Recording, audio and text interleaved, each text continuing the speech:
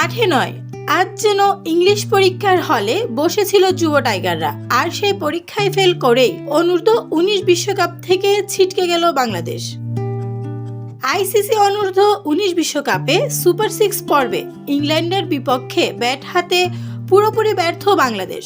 বুলাওয়েতে toss জিতে bat করতে নেমে মাত্র 136 রানেই গুটিয়ে যায় যুব টাইগাররা। ইনিংসের প্রথম ওভারে সাজ গড়ে ফেরেন ওপেনার জাওয়াদ আবরার।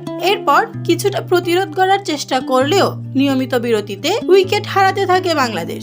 শেষ পর্যন্ত বড় কোনো জুটি কিংবা লড়াকু ইনিংস কোনোটাই দেখা যায়নি।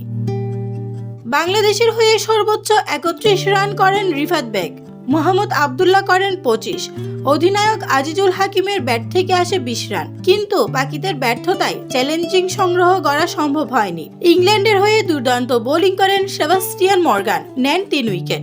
দুটি করে উইকেট শিকার করেন রালফি অ্যালবার্ট ও ম্যানি লুমসডেন। অন্যদিকে 137 রানের সহজ লক্ষ্য তারায় কোনো চাপ নেয়নি ইংলিশ যুবারা। থমাস রে খেলেন দায়িত্বশীল ও সাবলীল ইনিংস। অর্ধশতক তুলে নিয়ে দলকে জয়ের বন্ধরে পৌঁছে দেন তিনি। 7 উইকেট হাতে রেখেই জয় নিশ্চিত করে ইংল্যান্ড। আর এই হারের মধ্য দিয়ে নিশ্চিত হয় অনূর্ধ্ব-19 বিশ্বকাপ থেকে বাংলাদেশের বিদায়। ব্যাটিং ব্যর্থতা আর চাপ সামলাতে না পারার খেসারত ইংলিশ পরীক্ষায় ফেল করেই বিশ্বকাপ মিশন শেষ যুব টাইগারদের। Desk report, news now sports.